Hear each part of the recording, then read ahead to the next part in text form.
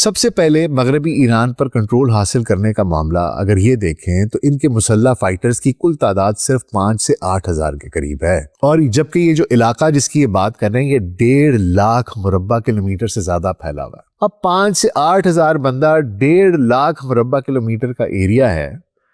آپ خود ہی سوچ سکتے ہیں کہ کیا آڈز ہیں،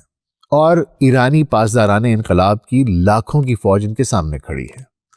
اگر امریکہ کی مسلسل فضائی ڈرون اور ہتھیاروں کی مدد ملتی بھی رہے تو ابتدائی طور پر کچھ سرحدی علاقوں پر قبضہ ممکن ہے، مگر لمبے عرصے تک اسے سنبھالنا،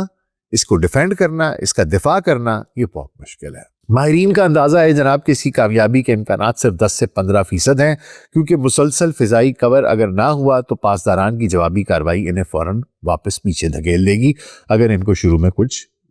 کوئی کامیابی ہو بھی گئی۔ دوسرا بڑا سوال یہ ہے کہ اتنی چھوٹی سی تعداد ہے کردوں کی، کیا یہ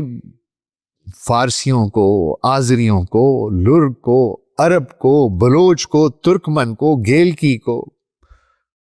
مازندرانی کو، جو باقی کی قومیں ہیں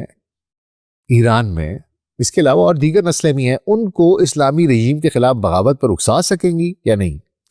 اور یہ سب نسلیں میں آپ کو بتا دوں، جتنی قومیں ہیں یہ ساری کی ساری انتہائی قوم پرست ہیں اور ایرانی قومیت کی حامی ہیں،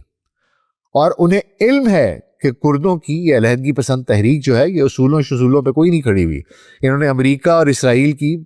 ان سے پیسے لیے ہیں، اور یہ امریکہ اور اسرائیل کی بیرونی سازش ہے۔ تو اس بات کا کبھی امکان ہے کہ الٹا وہ رژیم کے پیچھے جا کر کھڑے ہو جائے اور بڑی مضبوطی کے ساتھ کھڑے ہو جائے اور قومی اتحاد کا نعرہ لگا دیں۔ بلوچوں اور عربوں کے علاقوں میں نے آپ کو بتایا تو اپنی ایک الگ جدوجہد کر رہے ہیں، مگر یہ بھی میں آپ کو بتا دوں کہ اگر انہوں نے بلوچوں کو چھیڑنے کی کوشش کی تو پاکستان خاموش نہیں بیٹھے گا۔